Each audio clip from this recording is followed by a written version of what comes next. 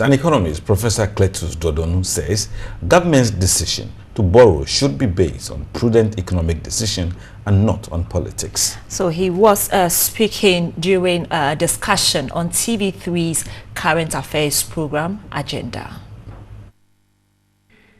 The economist was of the view government borrowing should be balanced against the gestation period of the projects they were intended for. I don't want to even bring exchange rate matter into this.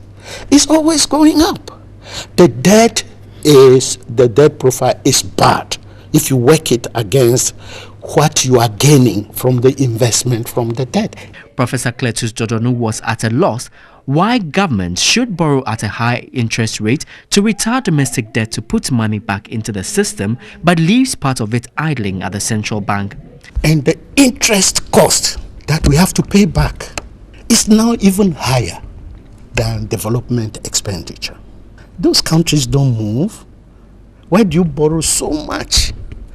To the extent that the interest you now have to pay, you are using almost all your tax revenue. NDC parliamentary candidate for Bolga Central, Isaac Adongo, stated the economic challenges such as high debt profile at the end of 2008 warranted the measures being taken now. It means that we must look within to provide the financing that is required in order to leverage the kind of investment that we need to move this country forward.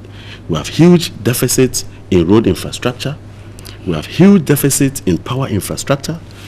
My big brother spoke about Dumso. That's a very huge issue. There's a huge deficit in social services. NPP MP for Obuasi West, Kweku Kwarteng, recalled government in 2013 stated solving the country's economic difficulties was not to run to the IMF anytime there's a problem. In 2014, government said, the way things are, I have to run to the IMF. Inherent in that admission is the fact that things have not gone as they should.